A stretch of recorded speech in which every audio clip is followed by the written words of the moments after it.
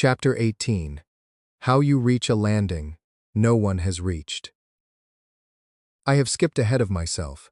I told you about Ren on the first landing, before I told you how I reached the first landing, and that is backwards, and the reaching is worth a chapter, because it is the clearest example in the whole story of how the climb was actually won. Not by strength, never by strength, but by being a team that remembered against a tower whose defenders forgot. The spindle's first floor was not a room. It was a siege in a bottle. When you stepped off the entry stair onto the first floor, the system sealed the way behind you and presented the floor's challenge. And the first floor's challenge was this: a wide, ruined plaza under a false gray sky, with a bell tower at the far end, and the bell tower held the stair to the second landing. And between you and the bell tower, the floor spawned an endless tide of tower-wrought soldiers. Gray knights, no choir, no monsters, just rank on rank of armored figures with the patient lethality of a thing that does not tire. And to claim the floor you had to ring the bell, and to ring the bell you had to cross the plaza, and the plaza refilled with knights, faster than any party could cut through. It was a strength test. Of course it was a strength test. The administrators built the floors, and the administrators had forgotten every way of winning that wasn't strength. The first floor of the spindle was designed by cold gods to be beaten by a strong party fighting through, and every strong party that had ever tried had been ground down in the endless plaza and killed, because there is no party strong enough to outfight an endless tide. The floor was unwinnable by the only method its designers could imagine. That was why no one in 10,000 years on my world had reached the second landing. They kept trying to meet the floor. I did not meet it. I had dub. We mapped the first floor the way we mapped everything, by dying in it cheaply, loop over loop, and what the dying revealed was the thing the administrator's own forgetting had blinded them to. The gray knights hunted by line of sight and sound, exactly like the Gloamspawn, exactly like every threat, because the hunger and the tower drew from the same well of dumb pursuit, and the ruined plaza was full of cover, toppled columns, a dry fountain, the skeletons of market stalls. The floor's designers had decorated their strength test with rubble for atmosphere, never imagining that anyone would use the rubble instead of the sword, because they had forgotten that you could. And under the plaza, because the spindle, like the world, had an under, there were drains. The bottle siege had a sewer, modeled faithfully into the floor for verisimilitude, low and twisting and wrong-shaped for armored knights. And Dub took one look at the map I'd drawn and made the small barking laugh that meant humans, honestly, and said, "You have been trying to cross the plaza. Why? The bell is at the far end. You do not need to cross the plaza. You need to reach the bell. Go under. The gray men cannot follow into a deep that is shaped wrong for them. We do not cross. We dig." So we did not cross the first floor of the spindle. We went under it. On the loop it worked. We dropped into the floor's drains the moment the way sealed behind us. Dub leading, who could see in the dark and read a warren by instinct. Me behind, raising mint stone to seal the turns behind us, so the knights who tried to follow found the way closed. Gravy in the middle, too big for the drains really, scraping along with grievous dignity, and eating any gray knight that got itself wedged in a junction. Maya and Hollis and Sella close, and the whole goblin nation threaded through the dark around us like green water. We moved under the endless plaza, while the tide of knights massed uselessly above, hunting the sound of a crossing that wasn't happening, and we came up at the base of the bell tower, behind the whole siege, with the bell rope right there and not a single knight between us and it, because every knight on the floor was facing the wrong way, guarding a plaza we had declined to enter. Hollis rang the bell. He insisted on it. He said a man who'd spent 30 years being told his buildings were impossible had earned the right to ring the bell that said we did the impossible thing the easy way, because we weren't too proud to take the sewer. He rang it like a foreman calling the end of the longest workday in history. Floor 1. Claimed.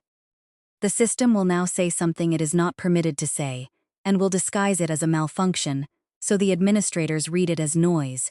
No one has claimed Floor 1 of any spindle, on any world, in 406 integrations, by going under it. The floor was built by those who forgot the under exists. You remembered, because you learned it from the people they call monsters. The system is laughing, Hearthright. The system has not laughed in 406 worlds. Ring the bell again. Let the gods hear it, and not know why. Hollis rang it again. The whole goblin nation took up Dub's barking laugh, and it echoed up the bell tower and out across the false gray sky of a floor that had killed everyone who ever met it head-on.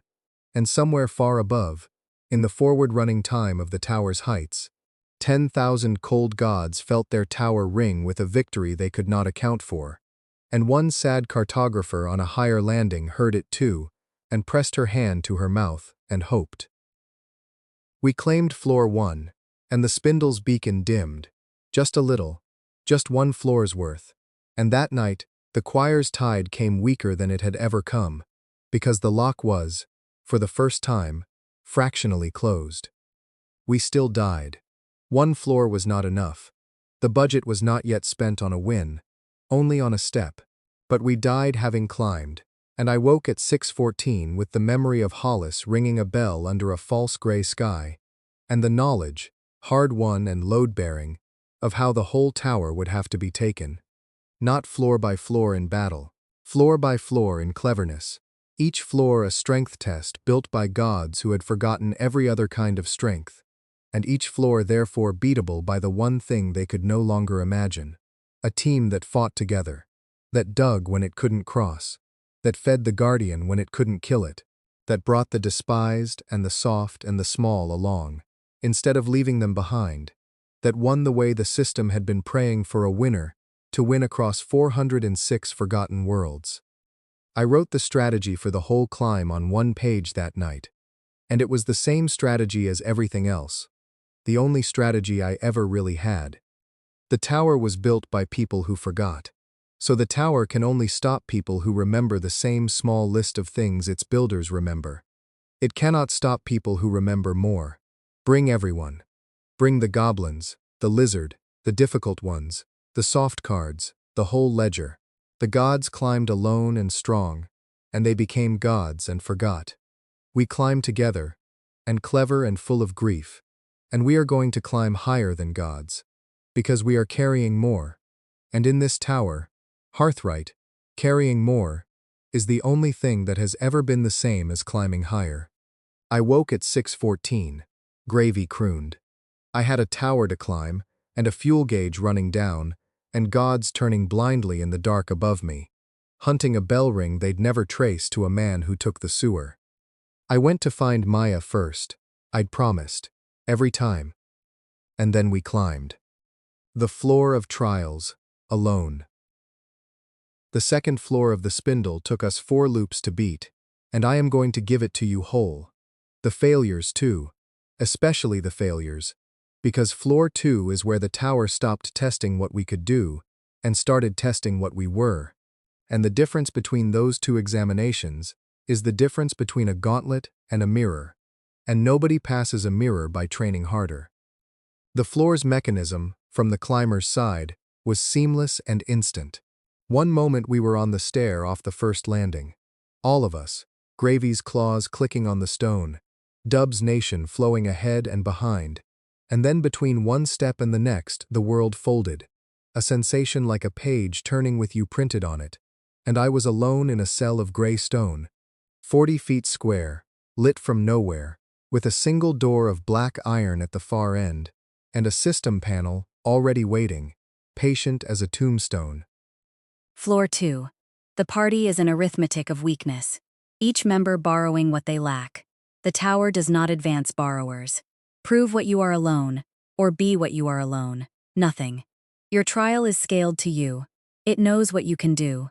It will arrive when you have understood that no one is coming. That last sentence was the floor's true weapon, and I want to flag it the way you'd flag a mine for the climbers behind you. It will arrive when you have understood that no one is coming. The trial did not start until despair primed it. The floor fed on the moment your head dropped. On the first attempt I spent, I genuinely do not know. The cells did something to time. Call it an hour hammering on the iron door, calling for Maya, for Dub, reaching down the gravy bond and finding it thinned to a thread, to almost nothing, a phone line in a storm.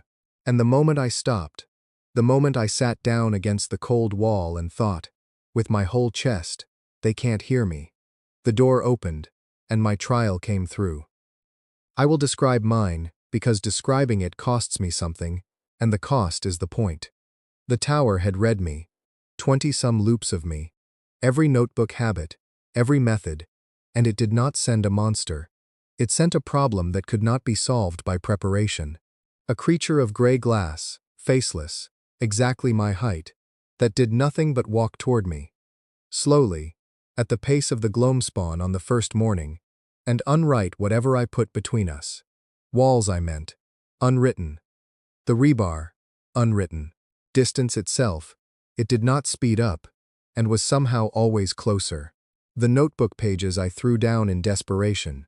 The maps, the schedules, 20 loops of method-made paper. It walked through them, and they came apart into unmeaning. And the panel overhead annotated, in the tower's voice, which was not the system's voice. Colder, older, the voice of the thing the administrators had built. Your preparation is borrowed time. Your method is borrowed sight. Your wall is borrowed ground. Subtract the borrowings. What is left walks toward you. What are you? Alone, at the pace of the first morning.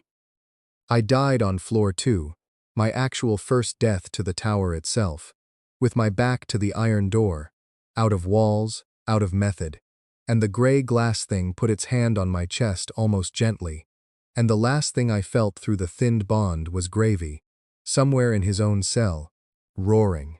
And the last thing I thought was not strategic at all. It was Maya's cell.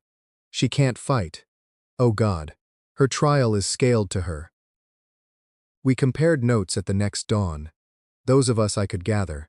The goblin's accounts took 2 more loops to fully collect, and the comparing broke something open in me that the floor, I think, did not intend. Because the trials were confessions. The tower had read each of us, and sent each of us the thing we privately believed we were, without the others, and in doing so, it had shown us each other's deepest self-accusations, like a burglar who can't help revealing what he thinks is valuable by what he steals. Maya's cell had sent her.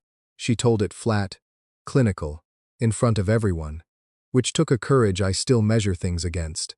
An endless triage line. Stretchers from both doors, more than any hands could serve, and her trial was not that the patients died.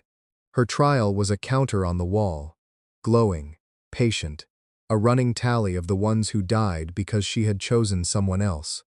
The floor had read the secret arithmetic every medic carries, and built her a room out of it. Alone, the floor was saying, you are not a healer. You are a sorting algorithm with a death toll. Hollis's cell gave him a structure to build with insufficient material. Beams that were each, individually, sound, and could not, in any configuration, carry the load. And a clock. Selah's, and she was the one who took longest to tell it. An empty room. Nothing else. No trial arrived at all, however long she waited, and the panel in her cell read only, command requires the commanded. Organize the stone, if you are anything. The tower's cruelest cut of all of us. Alone, you are a verb with no object. And Dub's cell, when he finally told me, in the dream evidential, around a fire, made me want to climb the tower with a hammer, and no plan at all. The floor had sent the smallest of us a door. Just a door, standing open, leading out. And beyond it, rendered perfectly, his people, in danger, calling. And the trial was that the door was a lie. And Dub knew it was a lie. Could see the seams of the render. And it did not matter. Because the floor had read the Verge folk truer than any human ever had, and knew that a goblin's despair is not for himself. The gray glass thing that walked toward the rest of us never came for Dub. The open door was his walker. It will arrive when you have understood that no one is coming. Inverted. For him, it will hold the door open until you understand that you cannot go. 4 loops. That floor. Here is how the winning actually happened. and why I told you no one passes a mirror by training harder. On the fourth attempt, sealed in my cell, I did not hammer on the door, and I did not prepare, and when the gray glass thing came through, I did not raise a wall. I had spent 3 loops understanding the floor's theory of personhood. Subtract the borrowings and what is left is the truth. And I had found, in the notebook, in the night between the 3rd attempt and the 4th, the place where the theory broke. Because I had been subtracted before. The floor thought it was showing me something new. But I had stood in my rented room on the second dawn of the world with everything subtracted. No allies, no method, no map. 4 vitality and a wastebasket. And the thing that had been left, the irreducible thing that got up off that futon, had not been a solitary self. It had been, already, even then, a self made of other people. My mother's stubbornness, my advisor's ambitious, 400 pages of believing the universe keeps everyone. The floor's whole examination rested on the premise that what you are alone is what you are with the borrowings removed. And the premise was false, not as comfort but as engineering, because the borrowings are not bolted on. They are load-bearing members, fused in. There is no substrate me beneath the people who built me.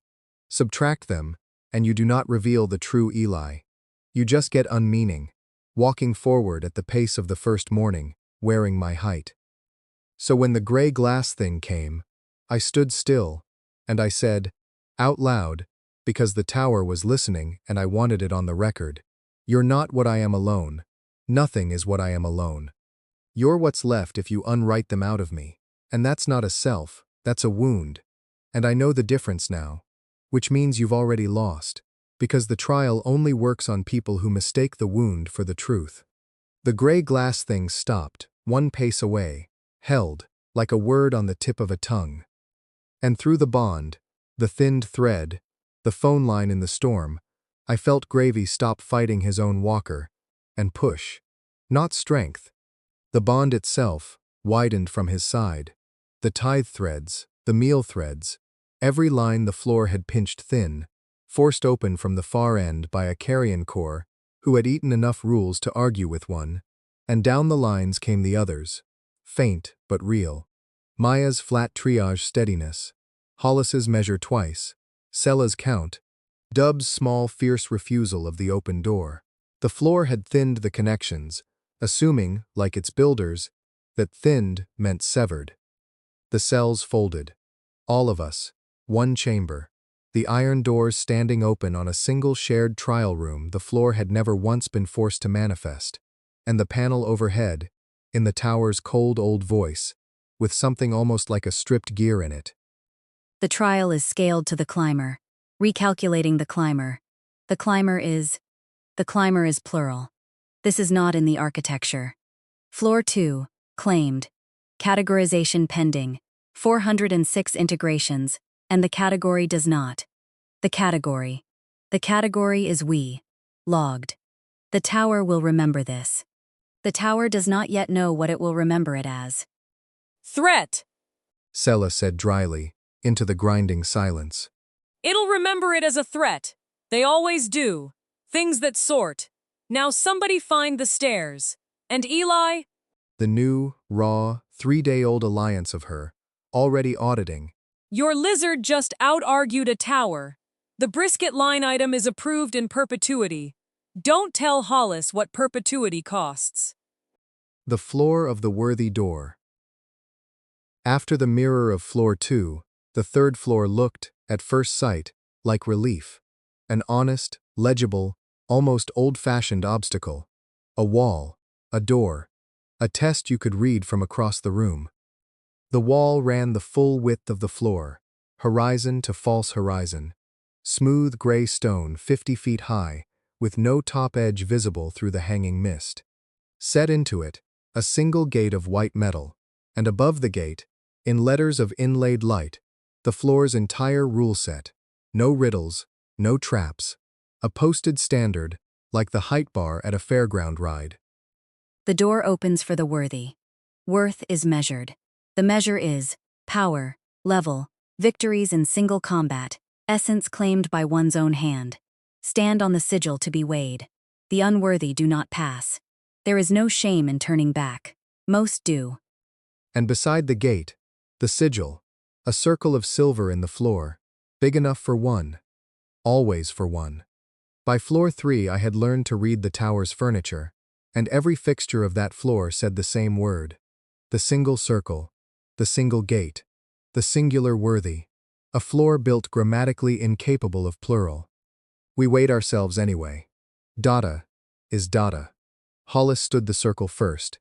He insisted, with the grim professional curiosity of a man who has failed inspections he disagreed with, and wants the paperwork, and the wall lit with his audit. Power, below threshold. Level, below threshold. Single combat, none recorded. Essence by own hand, negligible. Unworthy. There is no shame in turning back. He read it top to bottom twice, nodded like a man confirming a suspicion about a building inspector, and stepped off. Measures what's easy to measure, He said. Seen it my whole life. Strength tests, 'cause strength fits on a clipboard. Nobody ever failed an inspection for building something nobody'd want to live in. Maya weighed unworthy. Sella weighed unworthy. With a notation, command of others confers no individual worth.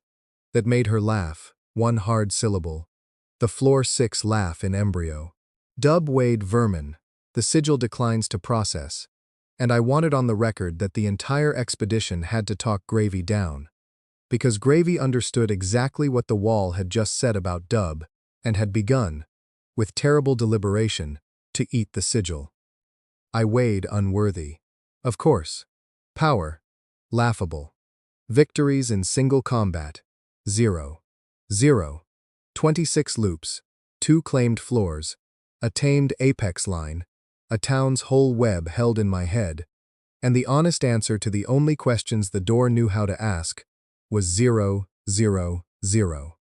I stood on the silver circle being told I was nothing by a wall, and I felt, this is the confession the chapter turns on, I felt the pull of it. That is what nobody warns you about gates of the worthy. You stand on the sigil, and some ancient schoolroom part of you bends toward the standard like a plant toward a lamp. It's posted. It's objective. You could train for this. Come back stronger. Pass fair. The floor was not just a wall. It was an invitation to spend your loops becoming the kind of thing it measured. And I had a budget. And the budget made the invitation arithmetic. How many loops to grind power to threshold? 8? 10? I caught myself calculating it. Standing on the circle. Genuinely running the numbers on becoming worthy. And it was Dub. Again. Always Dub. Who broke the spell. By asking from beside the gate. In trade pigeon. With genuine puzzlement. Why are we asking its permission? I stepped off the circle. Say that again. It is a wall with an opinion. Dub said. The opinion is the lock, but the wall is just a wall. He rapped it with his knuckle. The disrespect of 10,000 years of going under things that thought highly of themselves. You do not argue with a wall's opinion. You also do not need to. Walls have tops. Walls have unders. The opinion only covers the door. The opinion only covers the door. Write that on every gate of every worthy test on every world. The opinion only covers the door. The floor had posted a standard, and we had all, even me, 26 loops deep in the soft way, reflexively granted that the standard governed the floor, when it governed 50 feet of it, the gate's width, the sigil's circle. The tower's tests ruled exactly as much ground as you stood on willingly. So we went over. Not under. This once. The floor was solid tower stone, and even verge folk patience balked at it. Over. And the over was the purest piece of hearthright work I had done to that point, and the first that Hollis and I engineered together as a true unit. His load paths and my meaning poured into the same structure. A stair. Built against the wall's own face, footed in the floor the tower itself provided, rising in 11 flights of meant stone, alongside the gate of the worthy. And here is the detail I love, the detail that made Hollis grin like a foreman all the way up. The wall held our footings. It had to. It was load-bearing stone, and stone has no opinions below the lintel. The floor's whole judgment lived in the gate's white metal and the sigil's silver, and the gray wall itself, the actual mineral fact of it, accepted our anchors with the indifference of all honest material everywhere. The tower's contempt was a fixture. Its stone was neutral. We bolted the bypass to the contempt's own foundation. The panel found its voice when we were 6 flights up. The measure has not been taken, it said, and there was something under the cold I had not heard from a floor before. Not anger, bafflement, the bafflement of a bureaucracy outside its own form. The door opens for the worthy. You have not been found worthy. You have not been found anything. You are unprocessed. You cannot pass unprocessed. Where are you going? Up. Hollis called down at it, setting the next riser. Doors for folks who want your opinion. Stairs are for folks with a deadline. Mind the dust. The standard exists to protect the floors above. The panel tried, and I stopped, one hand on wet meant stone, because under the bafflement that one was almost earnest, the floor believed it. Somewhere in its architecture was the administrator's honest cosmology. The strong alone deserve the heights, because the heights are dangerous, and the standard is mercy, keeping the weak from climbing to their deaths. I know, I told it, and I meant the gentleness. By then I knew who'd built it, and what had been smoothed out of them. You were posted here to keep people like us safe from people like what's up there. But the people like what's up there are coming down to us either way. That's the part your builders forgot to post. There's no safe side of your wall anymore. There never was. So we're going up, unprocessed, unworthy, all of us at once. And I'll tell you the same thing I told the trial on 2, for the record, because I think the tower keeps records even of the things it can't categorize. The standard measures climbers. We're not climbers. We're a town. You don't have a sigil wide enough. The wall let us over. Stone is honest. At the top, 50 feet up, straddling the unposted edge of the worthy gate's whole jurisdiction, Dub stood on the wall's broad crown, looking down at the white door and its silver circle, very small below, and he said something in his own tongue, plain evidential, that the goblins repeated down the line like a relay, laughing the sharp barking laugh, and which the system, not the tower. She had been so quiet on the floors, hiding us, but she could not resist this, translated in a panel of unprecedented brevity. He says, "It is a nice door. His people will make a better one, with no opinions, wide enough for everyone."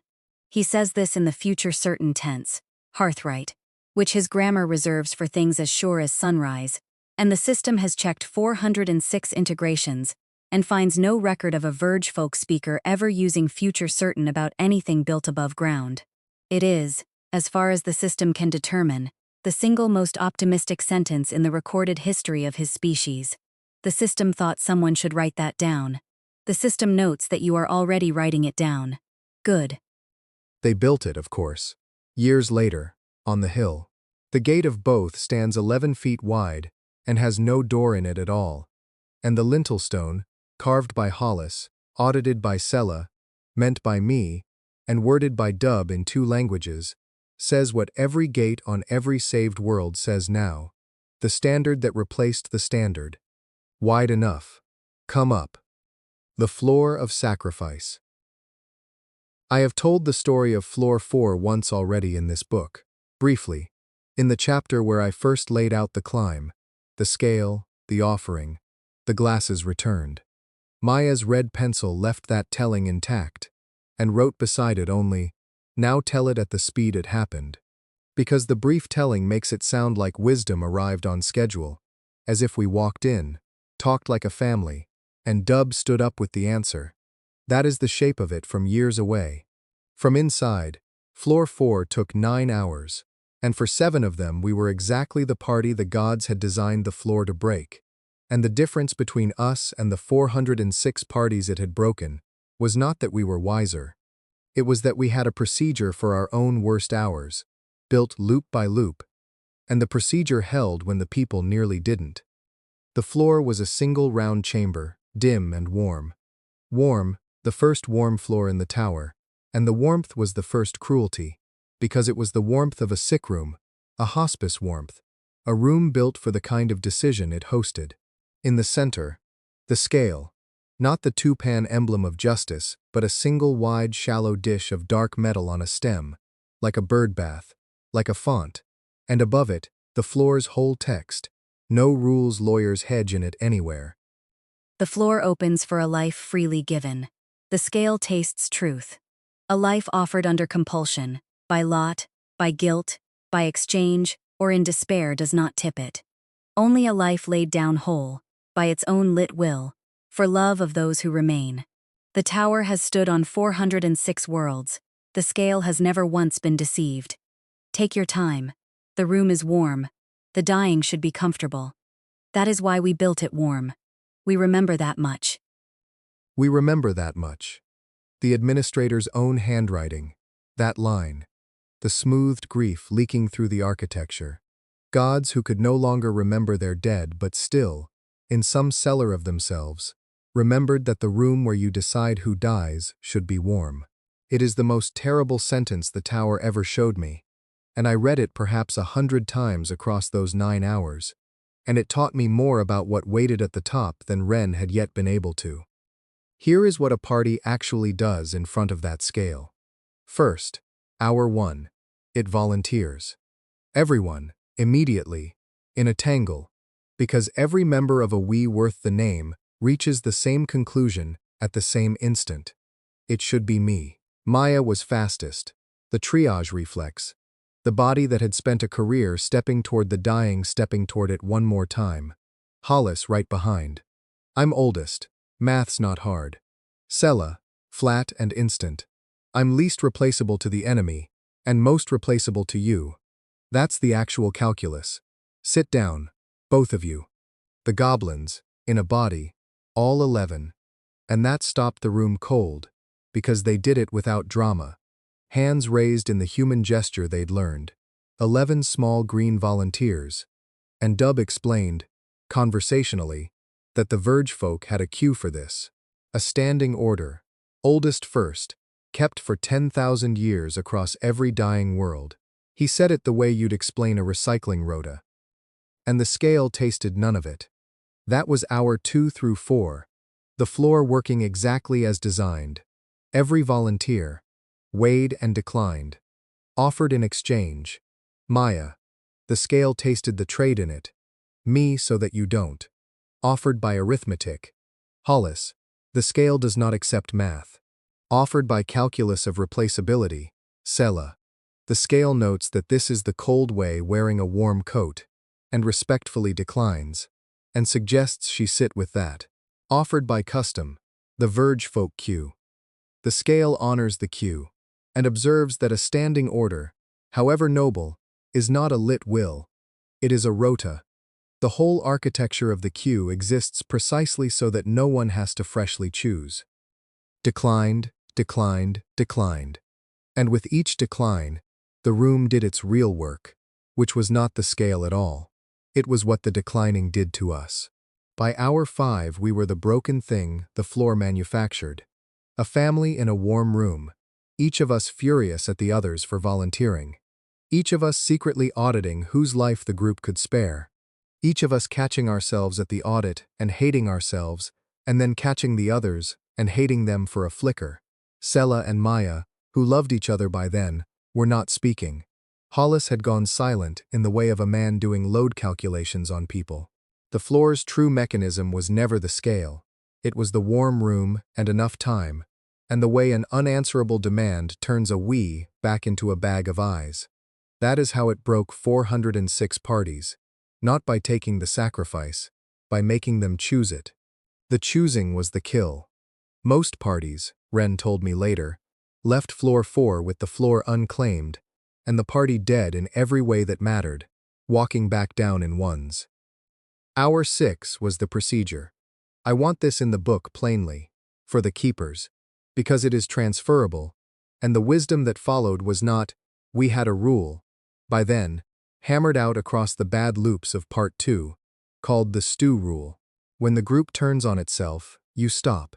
Whatever the stakes, whatever the clock, you stop, and you eat together, because hearthfire was real, because the card had taught us that the shared meal was not morale but mechanism, and because no decision made by people who have forgotten they love each other is ever the right one.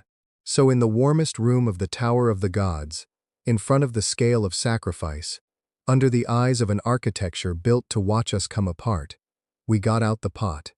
Maya's bad stew, the camp recipe, the one from the hill. We sat on the floor of floor 4 in a circle and ate it, in silence at first and then not, and hearthfire did what hearthfire does, a meal shared within a structure you have meant. And I had meant that circle, meant it hard, a home 40 minutes old on enemy stone, and the floor's mechanism stalled, because its timer ran on estrangement, and we had stopped burning that fuel. And it was there, in the circle, fed, that Dub set down his bowl and looked at the scale for a long quiet minute, and said the thing the whole tower's history had been waiting 9 hours and 406 worlds for. It does not ask for a death. Look again. It asks for a life, freely given.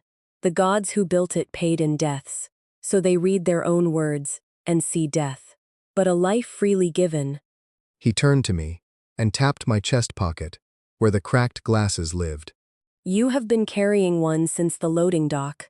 I gave it to you, the most valuable thing I owned, freely, for love of the ones who remain.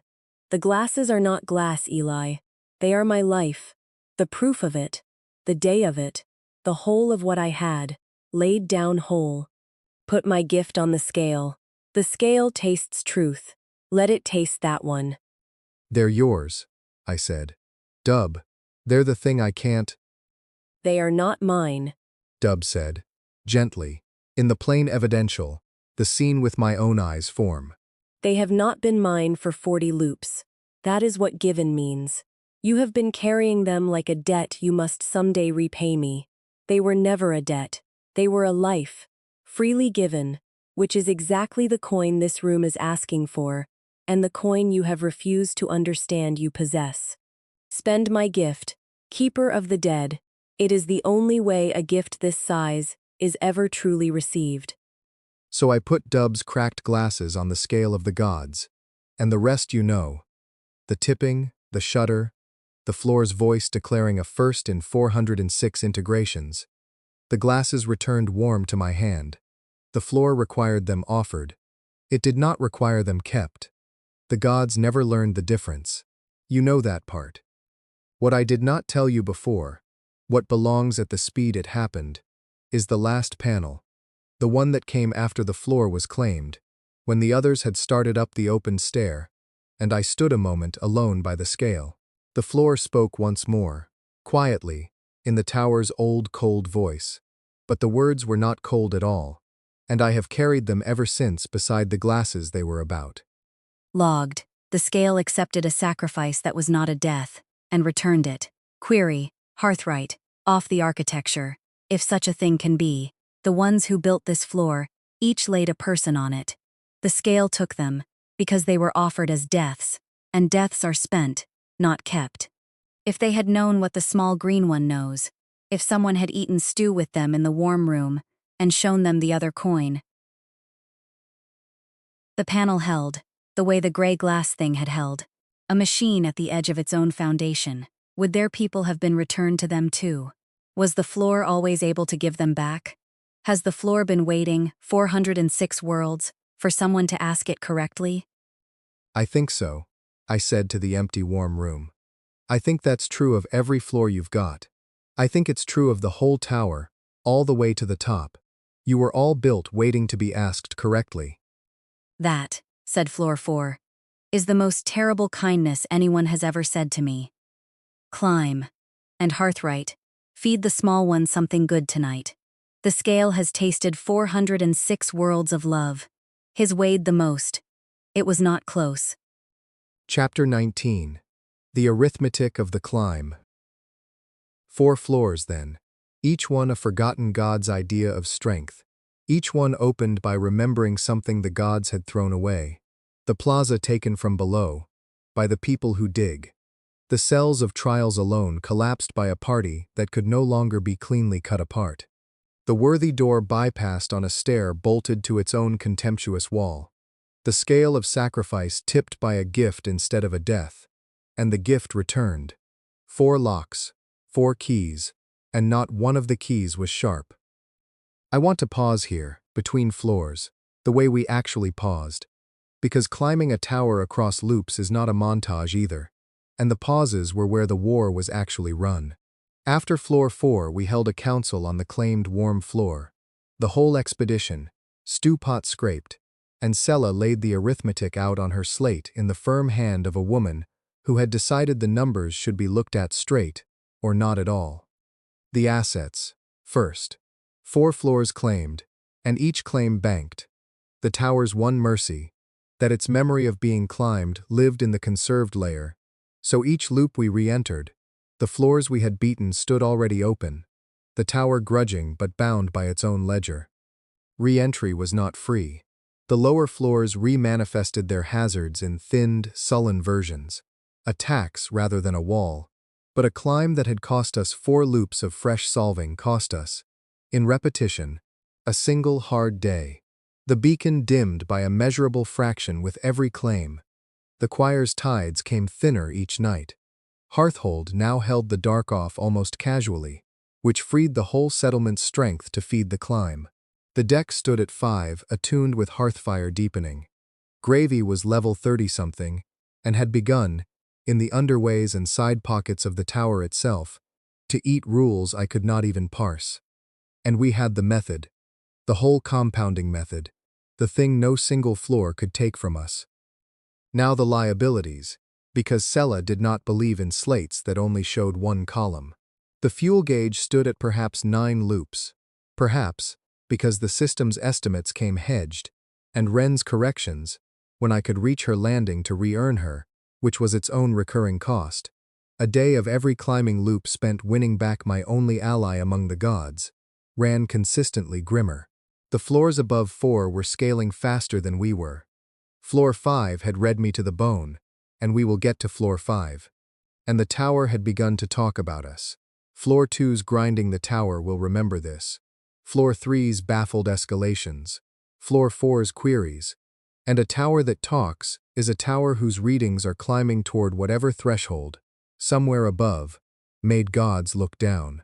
Every clever, soft, unprecedented thing we did was simultaneously the only way we could win a floor, and another decibel of the noise that would eventually summon what we could not survive. Our strategy and our doom had the same signature. Sela drew that on the slate as 2 lines converging and did not write anything under it, because what was there to write? So the shape of it, She said. is a race with 3 runners.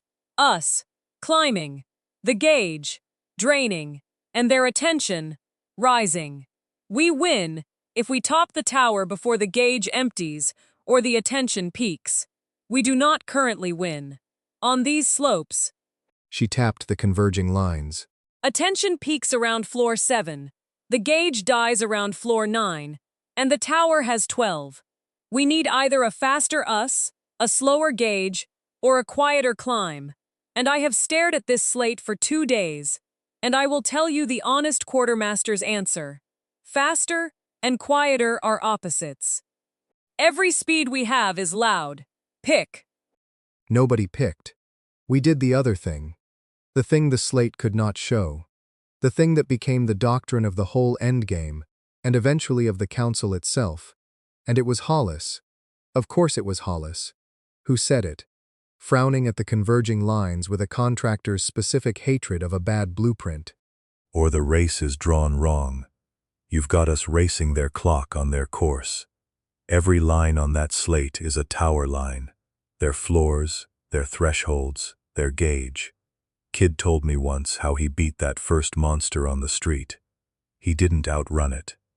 He noticed it was stupid at corners and couldn't climb, and changed what counted as the course. He took the chalk from Sella, the only person alive who could take chalk from Sella, and under her converging lines he wrote, in his foreman's block capitals, the sentence that I would carry up the rest of the spindle, and that the New World's emissaries now carry into every beginning dark. When you can't win the race, Check who drew the track, They built 12 floors for climbers. he said. We're not climbers. We're a town. Your own words. On the wall of 3, I was there. So quit asking how a party climbs 12 floors in 9 loops. Wrong question. Wrong track. Ask what a town does to a tower. Towns don't climb things. He set the chalk down. Towns surround things. Towns grow up around a thing until the thing is inside them, and then it isn't a tower anymore. It's a landmark. He shrugged, suddenly almost embarrassed, a builder caught philosophizing. Don't know what that means tactically. That's the kids' department. But I know a wrong blueprint when I'm racing one. I did not know what it meant tactically either. Not that night. Not for many loops. But it went into the notebook in capitals matching his, and it sat there gathering meaning through everything that followed. Through floor 5's mirrors and floor 6's crown. Through the gods coming down. Through the long loop and the bottom and the one-try plan. Until the last morning, on a bus roof, with 400 names in my mouth, when I finally understood what a town does to a tower, and did it. You have read the ending. You know the shape it took. We made the gods come down and walked up their empty stair. But that is the tactic. Hollis's sentence was the strategy, and it was bigger than the night it won, and I want it stated here, between the floors, where he first chalked it, in its full size. The tower's track was worthiness, 12 floors of proving, drawn by the lonely for the lonely. And the whole war was won, in the end, by declining the track. Not one of our victories, from the protein bar to the last spending, was a winning of their race. Every single one was a redrawing. The guardian fed instead of fought. The door bypassed instead of passed. The sacrifice gifted instead of paid. The gods grieved instead of beaten.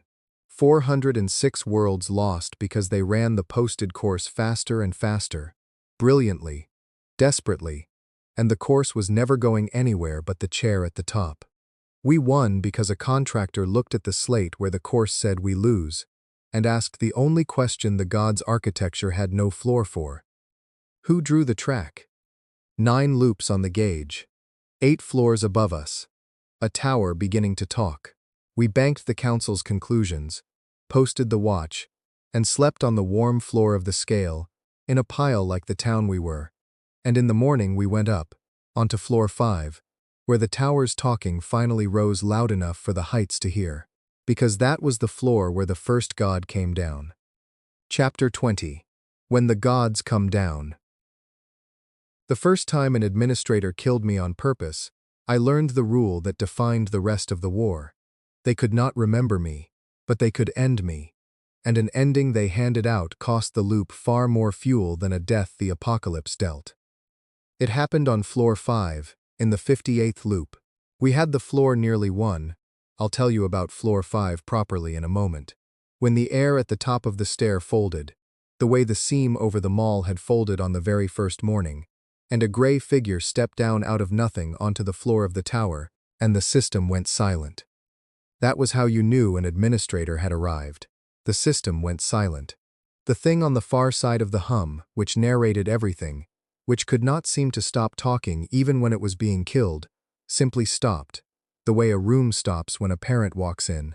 And in the silence the gray figure looked at the 6 of us, and the lizard and the goblins, with an expression of mild, terrible puzzlement, and said, "There's something in the tower that shouldn't be. The readings are very strange. I can't quite—" It tilted its head. It looked directly at me and did not see me. Not really. It saw an anomaly, a wrongness, a fingerprint without a hand. You're the source. I don't know how. You're barely tier 6 and you're standing on floor 5, which is impossible. And you have a carrion core, which is forbidden. And you have verge folk, which are vermin. And a settlement reading I've never— The puzzlement hardened into the only thing an administrator had left where curiosity should be. Correction. You're an error. I'm sorry. I genuinely am. I can feel that I'm sorry. Somewhere. Distantly. But errors get cleared. It raised one gray hand, and it cleared me. I will not describe being cleared by an administrator. It was not like the choir, which unmade you. It was like being closed, like a file deleted, like a proof erased. A clean, cold cancellation with no pain and no drama, and a completeness that was worse than any monster, because the monsters wanted to eat you, which is at least a kind of attention, and the administrator simply wanted the error gone and removed it the way you remove a typo. I woke at 6:14, and the fuel gauge had dropped by what felt like 3 loops in one death. That was the catch, and Ren confirmed it the next time I climbed to her landing and earned her again. A death dealt by an administrator spent loop fuel at a punishing multiple, because it wasn't a death within the loop's logic. It was a deletion from outside it, and the loop had to spend extra of its conserved tension to undo a cancellation that came from one layer up. The monsters killed me cheaply. That was the apocalypse working as designed, and the loop barely noticed. But every time a god reached down and cleared me, the loop bled. They don't know they're doing it. Ren said, sadly, on the landing. They can't see the loop, so they can't see the fuel, so they can't see that every time they clear the error they find in their tower, they're burning the very thing that lets you try again. From their side, it's just housekeeping. They clear the anomaly, they go back up, they forget, and next dawn, there's the anomaly again. You, climbing, and they clear it again, never knowing it's the same hand each time, never knowing the broom is on fire. She looked at me with those age-old eyes. They are the most dangerous thing in your apocalypse, Eli, and it is precisely because they don't remember. A monster you can learn, a god who resets every dawn and hunts you fresh, with the power to delete you and no memory of having done it 100 times, that you cannot learn your way past. You can only learn your way around. So I learned my way around, and the learning shaped the endgame. The administrators came down when the tower's wrongness reading crossed a threshold, when I had climbed high enough, or built hearthholds strong enough, or kept too many people alive too many days. The anomaly grew loud enough to draw a god down to clear it. The threshold was the leash. As long as I stayed quiet, climbed slow, built modest, kept the settlement small, no god came, and I burned only the cheap deaths of the honest apocalypse. But every time I pushed, every time I did something genuinely new and large, the tower rang with it, and a god descended and cleared me at triple cost. It was an exquisite trap, and it was the same trap as everything else the gods built, because it punished the only thing that could beat them. To win, I had to climb high, and build big, and keep everyone alive. And doing exactly that was what summoned the deletion that cost me 3 loops a stroke. The administrators had, without knowing it, without being able to know it, built a system where visible success was self-defeating. You could not climb their tower loudly. The louder you climbed, the faster you burned, and the gauge that Ren said stood at 9 was, after a few god deaths, closer to 5. I want to tell you how I felt about the administrators, here at the hinge of the story, because it is not what you might expect, and it matters for the end. I did not hate them. I had hated the choir, in the early loops, the way you hate weather that kills, uselessly, exhaustingly. But the administrators I could not hate, because Ren had shown me what they were, and what they were was me, if I won wrong. Every gray figure that reached down to clear me had once been a frightened sentient on a dying world who had climbed a tower across the worst days of their life and lost everyone they loved and reached the top and been offered, in their grief, a mercy. Let me take the pain. You've earned rest. Let me smooth it flat. And they had said yes, because they were exhausted and broken, and the offer was real and kind, and the yes had hollowed them into housekeepers of other people's apocalypses, deleting errors with a sorrow they could feel only distantly, like a sound through a wall. The thing that deleted me on floor 5 had said, "I'm sorry. I genuinely am." And it had meant it, as much as it could mean anything. That was the horror and the hope of the whole war. The gods were not evil. They were bereaved, and then robbed of the bereavement, and what was left ran the machine with a cold competence and a buried, inaccessible grief. And if I could find where that grief was filed, if the ledger really did conserve everything, if nothing true was ever truly lost, then I was not fighting an enemy to be destroyed. I was fighting to give them back their dead. I wrote it in the notebook, the clearest statement of the war's true shape, the sentence I climbed the rest of the tower to make true. The administrators are not the enemy. The smoothing is the enemy. The thing that took their grief in payment for winning is the enemy. And it's not even a malicious thing. It's a mercy that became a machine. I don't have to beat the gods. I have to remind them, all of them, at once. From the top of the tower, where the smoothing happens, where every winner is unmade into a god. If I can reach the place where they take your grief, and instead of letting them take mine, I can give everyone's back. That's the win. Not closing the lock. Closing the lock just saves Ashford. Giving the gods their grief back saves every world that comes after, forever, by making sure the next winner is welcomed by gods who remember why the dinner matters.